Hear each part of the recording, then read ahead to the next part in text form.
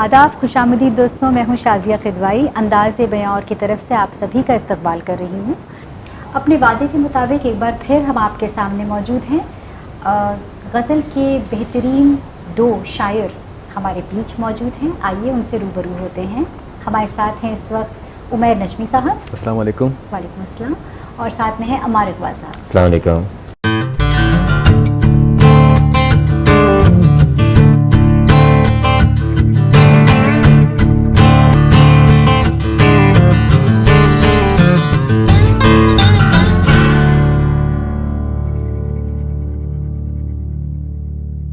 खुशामदीद, आप लोगों का मैं इस्तकबाल कर रही हूँ। और सिर्फ अंदाज़े बयां और में ही नहीं बल्कि दुबई में आपका इस्तकबाल करें, क्योंकि आप लोग दोनों शायद पहली दफ़ा बहुत शुक्रिया। यहाँ पे शुरुआत करते हैं अपनी इस गुफ्तगू की कि ये आप पहली बार हमारे मुशायरे में आए अंदाज़े बयां और में, और कब आपने हमारे प्रोग्राम के बारे में सुना, या जब आपको हमने इन्वाइट किया तो आपको कैसा लगा?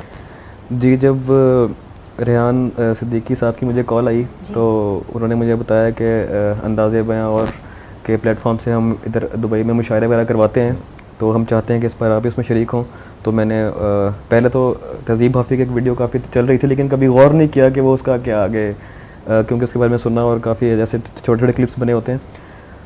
तो जब उनकी कॉल की उसके बाद मैंने देखा, जाके स्पेशल उसको सर्च किया, तो फिर ये सामने आई, काफ़ी सारी वीडियो सामने आई और तकरीबन हर एक की व्यूअरशिप काफ़ी ज़्यादा थी।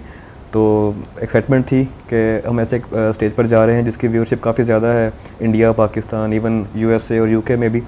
तो बहुत था कि इस बार जाके इंशाल्लाह हम भी कुछ करेंगे। हमारा आपकी क्या राय है? सबसे पहले ना, जो पहला बिल्कुल 1 सेकंड का जो पहला तारुफ होता है, सबसे पहले वो हमने अपने दोस्त को देखा सबसे पहले ऐसे आस्तीन चढ़ा के शेर सुनाते हुए, और एक वो बहुत शानदार स्टेज पे शेर सुना रहा था। तब देखा ये न जाने कौन सी जगह है। फिर हाफ़ी ने ही सबसे पहले तारुफ कराया रेहान भाई से। अच्छा। जी हाँ, उन्होंने बताया कि रेहान भाई आपको फ़ोन करेंगे और पूछ रहे हैं, और फिर उसके बाद से जो ताल्लुक़ बना, जितनी बार बात हुई रेहान साहब से, आपसे, शानदार, ज़बरदस्त। तो आपके दोस्त हाफ़ी जो थे वो एक ज़रिया बने। जी बिल्कुल। हाँ, और अल्हम्दुलिल्लाह, और आप लोग खुश हैं इस बात से कि आप लोग इस मौके का, हमारे मुशायरे का हिस्सा बने। बिल्कुल। जी बिल्कुल। तो और ये जो 4 जुलाई को हमारा प्रोग्राम हुआ, उसमें आपने कैसा फ़ील किया? क्या आप ये सोच, जिस एक्सपेक्टेशंस के साथ, उम्मीदों के साथ आप आए थे, क्या उस पे दुबई आपके साथ खरा उतरा?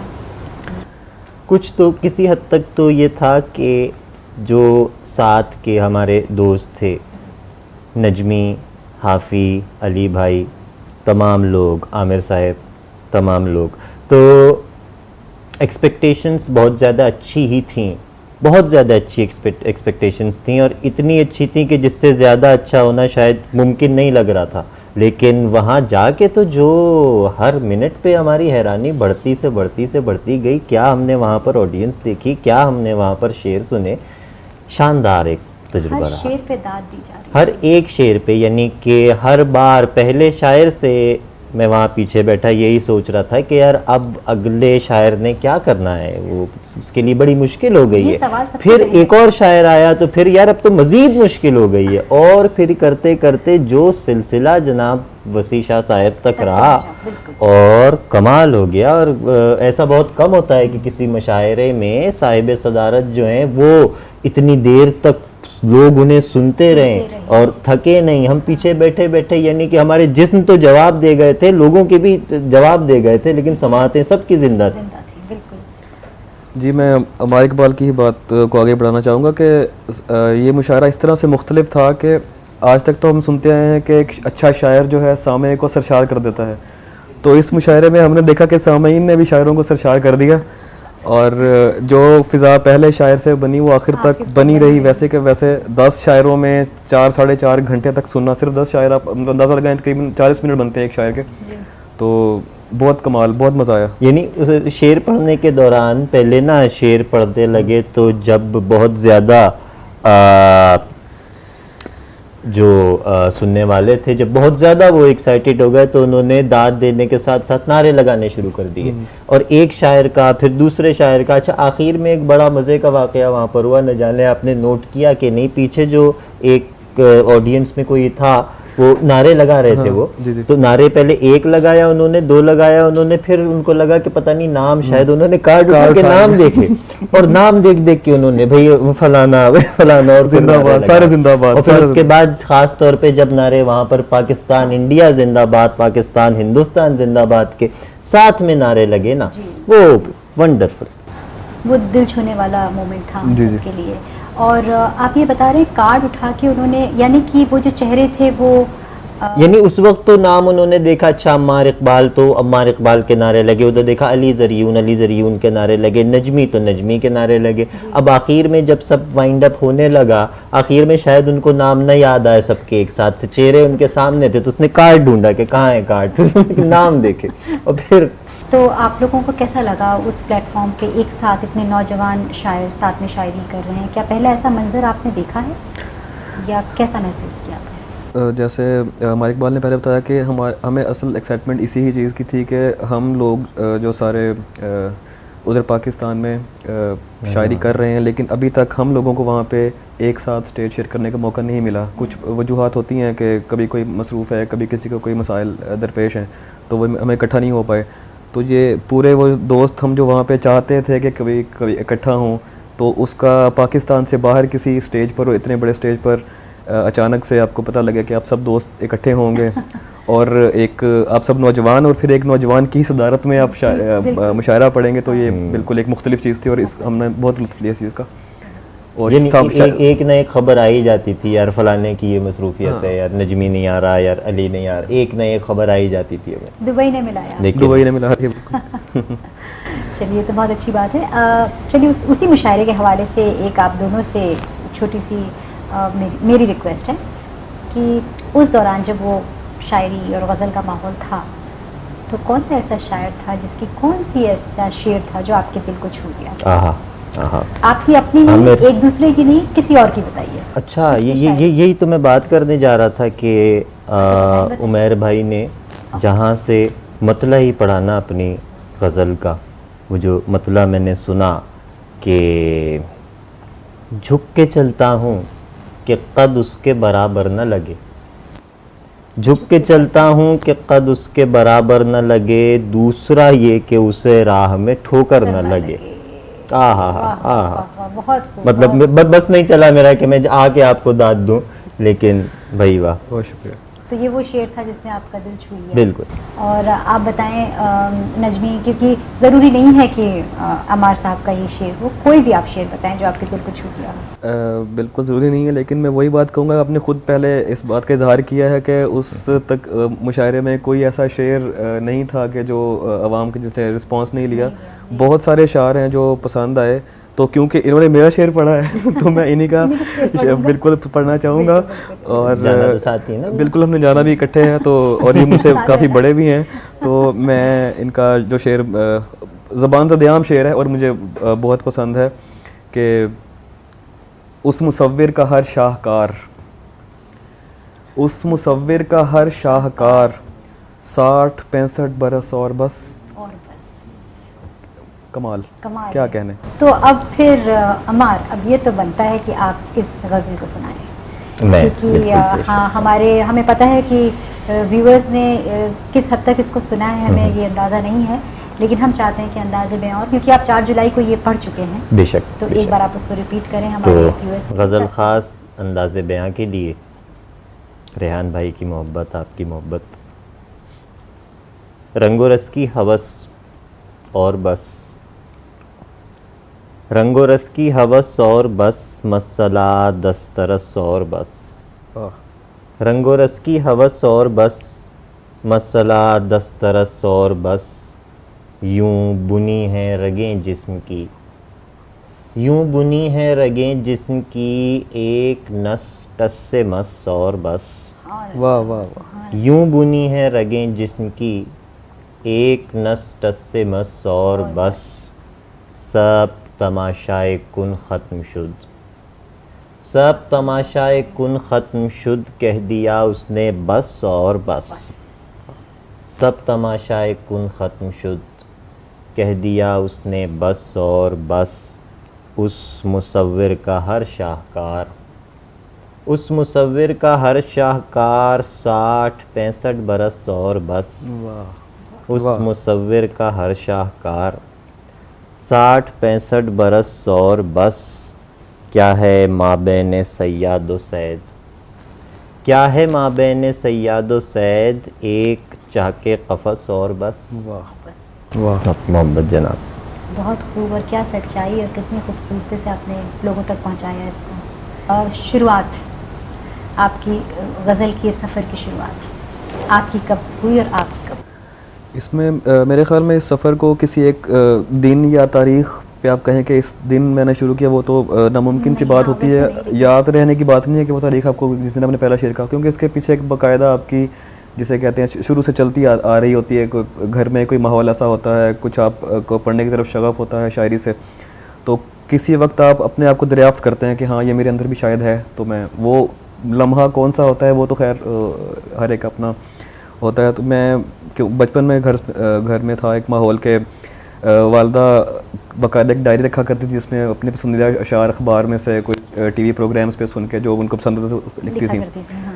और अक्सर औक़ात हम बहन भाइयों के दरमियान बैतबाजी के मुकाबले भी हुआ करते थे, जब हमें अशार की समझ तो खैर क्या आती थी, जब हम अशार पढ़ने मतलब पढ़ सकते थे। तो उससे आहिस्ता आहिस्ता शुरू हुआ। फिर मैंने स्कूल में उर्दू के टीचर ने एक मज़मून याद करने के लिए दिया, वो नसरी मज़मून था। मैंने उसको फ़ेलन फ़ेलन की बहर पे मंजूम करके याद किया। तो मैंने जब वो जाके क्लास में सुनाया, ये कुछ 7वीं 8वीं की बात होगी, तो उन्होंने अप्रिशिएट तो किया क्लास के सामने कि ये मुख्तलिफ तरीका है याद करने का और क्या बात है आपके अंदर ये भी है, लेकिन मुझे साथ ही एक साइड पे जाके कहते हैं बेटा अभी शायरी से दूर रहो वरना ये तुम्हें कहीं जाने नहीं देगी। तो मैंने उनकी बात को पल्ले से बांध लिया। उसके बाद कोई 5-6 साल कुछ नहीं कहा, पढ़ता रहा लेकिन कहा कुछ नहीं। बाकायदा आगाज़ आप कह सकते हैं कि यूनिवर्सिटी से भी फ़ारिग होने के बाद, क्योंकि यूनिवर्सिटी में कुछ ना कुछ लिखता रहा था लेकिन मेरे पास उनमें से कोई भी चीज़ अभी लिखी हालत में है नहीं। तो तब बस ऐसे ही था कि कहा और कहीं किसी दोस्त को सुना दिया और फिर बस भूल गए। तो ये आप कह लें 2014 के अवाखिर या 2015 के स्टार्ट में बाकायदा उसको जिसे कहते हैं आप लिखना और उसको फिर नोट करके और शेयर करना मतलब शुरू कर दिया। तो ये जी ये कह लें अभी 3-4 ये शायरी अभी मत करो वरना ये कहीं जाने नहीं देगी। ये क्या ऐसा होता है कि शायरी फिर आपको कहीं जाने या कहीं का नहीं छोड़ती है? मतलब एक ज़ाहिर बात है कि वहाँ पे इस तरह का माइंड सेट है जो ये समझता है कि शायर हजरात जो होते हैं वो सिर्फ शायरी ही कर सकते हैं, इसके अलावा वो अपने दुनिया जहान के जो मामलात हैं उनसे बेखबर हो जाते हैं। और ये बात किसी हद तक बल्कि बहुत हद तक दुरुस्त भी है, अनलेस बंदा बहुत अच्छा टाइम मैनेजमेंट करने वाला हो कि हर चीज़ को अपने लेकिन एक शायर कभी भी बहुत डिसिप्लिन आदमी नहीं हो सकता, क्योंकि शायरी तो बताते खुद बिखरे ख्यालात और एक अजीब कैफियत में रहने वाली चीज़ है। तो अब मुझे समझ आती है कि उन्होंने अपनी पूरे अखलास से मशवरा दिया था जिसको मैंने माना, लेकिन वो जिसे कहते हैं बेहतरी होती शायद मैं तब अगर कहना शुरू करता तो शायद कहीं और निकल चुका होता। तो हर वक्त हर काम जो होता है हर काम अपने वक्त पे होता है और ठीक होता है। और आपका ये पता है यूँ मुझे महसूस हुआ कि इसमें ना मसला कहीं की डेफिनेशन का है कि आप कहीं कहाँ कह रहे हैं। हमें तो लगता है कि हम अपने अलावा और कहीं जाके क्या करेंगे, क्या कहेंगे। तो ये है कि कहीं भी जाएंगे तो ऐसे ही। अमर, आपका क्या माहौल था जहाँ पे आपकी परवरिश हुई? क्या वो माहौल था उस तरह का जहाँ पे अदबी या शायरी या आपके घर में? अब्बू मेरे जो थे वो बहुत पढ़ते थे, थोड़ा बहुत लिखते थे और पढ़ते थे। और घर पे चूँकि वालिदा पढ़ाती थी, स्कूल जाती थी। अब्बू मेरे मैकेनिकल इंजीनियर थे, पाकिस्तानी स्टील मिल्स में उनकी भी सर्विस होती थी। तो घर पे जो वाहिद हॉबी हमारी थी वो किताबें ही थी। अब्बू की किताबें थी कि जो अब्बू के बाद बाकी मैं पढ़ा था तमाम बहन भाइयों में। तो वहाँ से सिलसिला शुरू हुआ। यानी मुझे तो जब से मैं अपने आप को याद हूँ तो मैं ऐसे ही याद हूँ। वहाँ से फिर सिलसिला शुरू हुआ, लिखता रहा, पढ़ता रहा। ये अलग बात कि फिर अदबी माहौल से ज़ाहिर है कि दूसरे शायरों से या इन लोगों से अदबी माहौल से कुछ दूरी रही, एक कमरे तक ही महदूद रहे हम। लेकिन फिर एक वक्त ऐसा आया कि लिखते लिखते किसी से राब्ता हुआ, एक शायर से, और फिर वो अब मेरे उस्ताद हैं, नईम गिलानी उनका नाम है।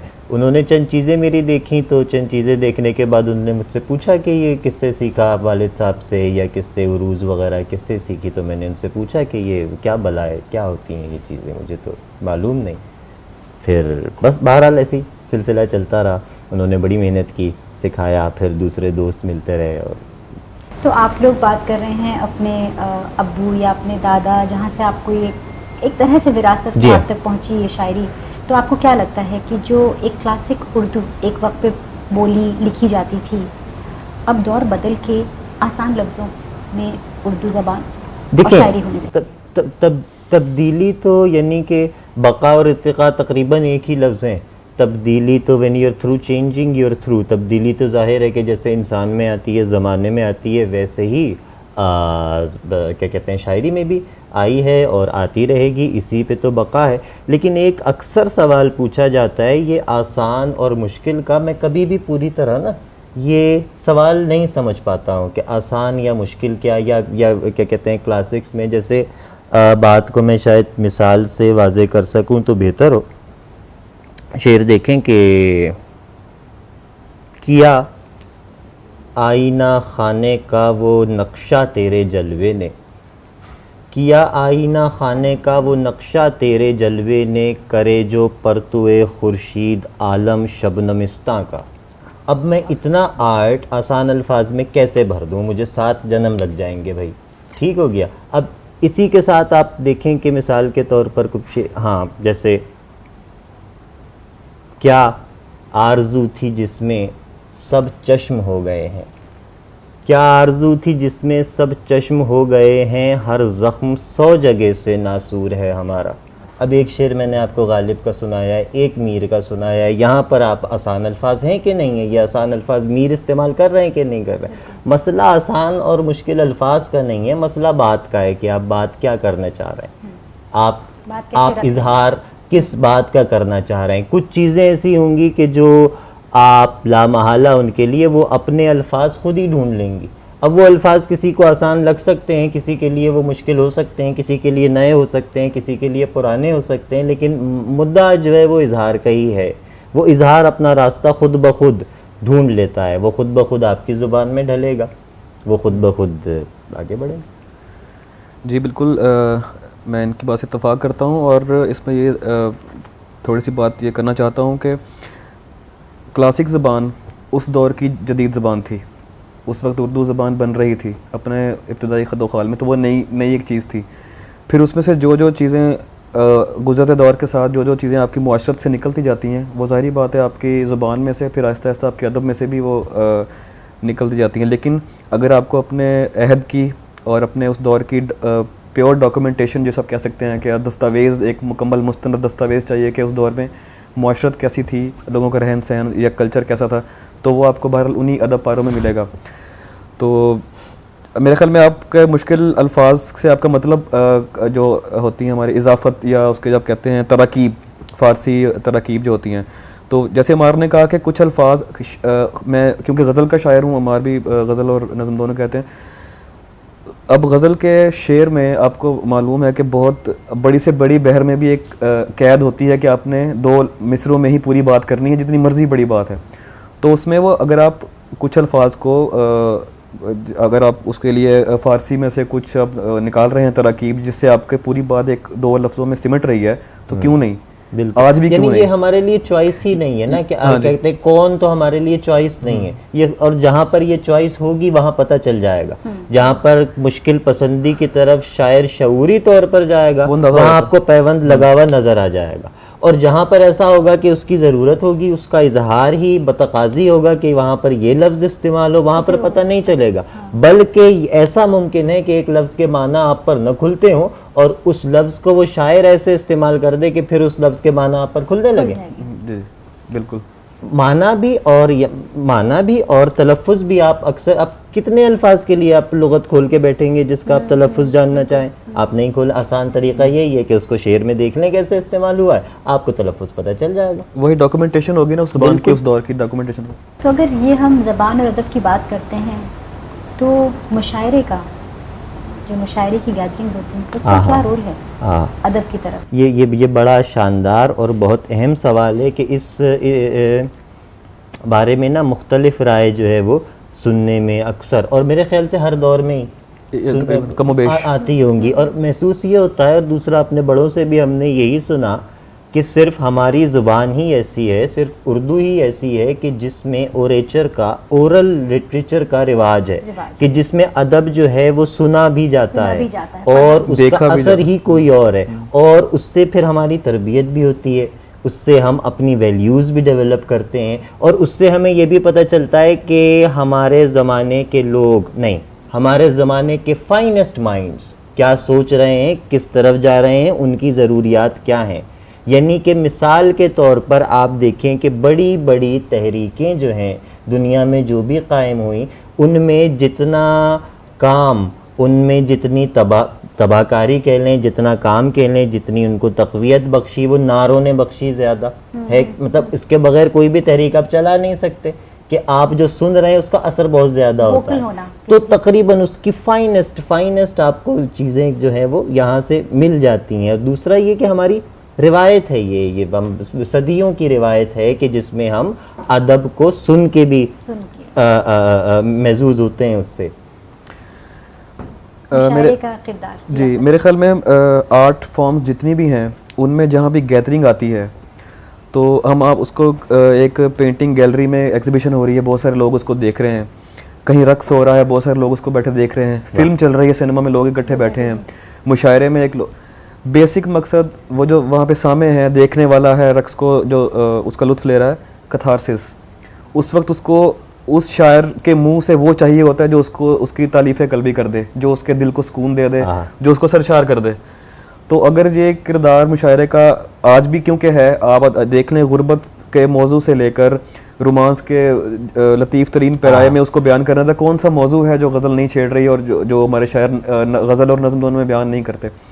तो मेरे ख्याल में ये बेहतरीन ज़रिया है जहाँ पे बहुत सारे लोग इकट्ठे एक जगह बैठकर एक आदमी के मुंह से वो सुनते हैं जो वो सुनना चाहते हैं और उसको फिर उस चीज़ पे दाद देते हैं कि ये बात हमारी थी, यही बात हम कहना चाहते हैं। ख़ास तौर पे तो गज़ल का तो फॉर्मेट ही इतना शानदार है कि वो हर दौर के साथ मैच होती चली आई है, हर दौर को एक्सप्रेशन दे रही है। एक और बड़ी खूबसूरत बात अपने बड़ों से हम सुनते आए कि जैसे मुख्तलिफ आर्ट फॉर्म्स की आपने बात की, तो वो कहते ये हैं कि अफसाना पढ़ने की, रक्स देखने की, गाना सुनने की और शायरी सुनाने की जी बिल्कुल। ये तयशुदा चंद चीज़ इन बातों का लुत्फ़ ही इनमें है। वही आप वाली बात कि अच्छा एक शेर सुन लेना इंसान उसके पेट में नहीं रहता वो जब तक किसी अपने अच्छे दोस्त को किसी पकड़ के यार ये सुनो किसी ने क्या कह दिया है, ये देखो ये क्या बात है। तो ये एक शेर का जो एक तो होता है किसी चीज़ का सफ़र करना, शेर खुद सफ़र करवाता है कि भाई मैं आगे जाना चाह रहा हूँ, मुझे आगे भेजो। तो ये गज़ल में बहुत एक और शेर की ताकत देखिए कि आपने शेर पढ़ा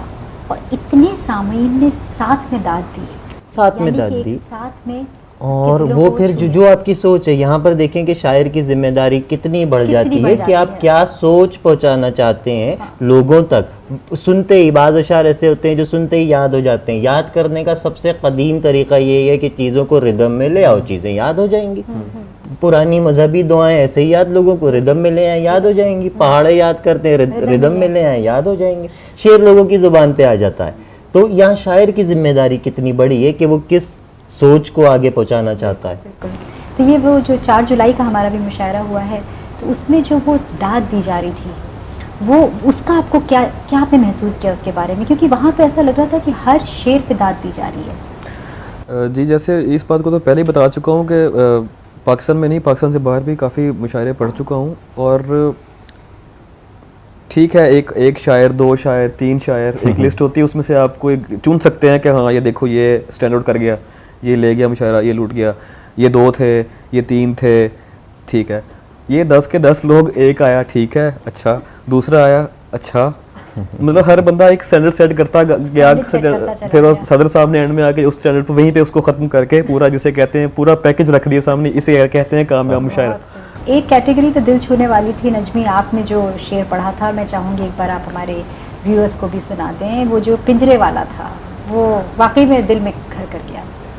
मैं वो गज़ल अंदाज़ बयां और के लिए बिलखसूस कि बड़े तहम्मुल से रफ्ता रफ्ता निकालना है, बड़े तहम्मुल से रफ्ता रफ्ता निकालना है, बचा है तुझ में जो मेरा हिस्सा निकालना है, ये रूह बरसों से दफन है तुम मदद करोगे, ये रूह बरसों से दफन है तुम मदद करोगे, बदन के मलबे से इसको ज़िंदा निकालना है, और नज़र में रखना कहीं कोई गमशनास गाहक, नज़र में रखना कहीं कोई गमशनास गाहक, मुझे सुखन बेचना है खर्चा निकालना है। वाह। और निकाल लाया गाहक, आहा, मुझे सुखन बेचना है खर्चा निकालना है, निकाल लाया हूँ एक पिंजरे से एक परिंदा, निकाल लाया हूँ एक पिंजरे से एक परिंदा, अब इस परिंदे के दिल से पिंजरा निकालना क्या है। कहने उमेर, क्या कहने उमेर, बहुत दुआ, बहुत कुछ कह दिया। वाह, शुक्रिया। निकाल लाया हूँ एक पिंजरे से एक परिंदा, अब इस परिंदे के दिल से पिंजरा निकालना है, ख्याल है ख़ानदान को इत्तला दे दूँ, ख्याल है ख़ानदान को इत्तला दे दूँ, जो कट गया उस शजर का शजरा निकालना है। वाह वाह वाह वाह। और ये 30 बरसों से कुछ बरस पीछे चल रही है, शानदार मिसरा है भाई। ये 30 बरसों से कुछ बरस पीछे चल रही है, मुझे घड़ी का ख़राब पुर्जा निकालना है। वाह जी वाह। और मैं एक किरदार से बड़ा तंग हूँ कलमकार, मैं एक किरदार से बड़ा तंग हूँ कलमकार, मुझे कहानी में डाल गुस्सा निकालना है।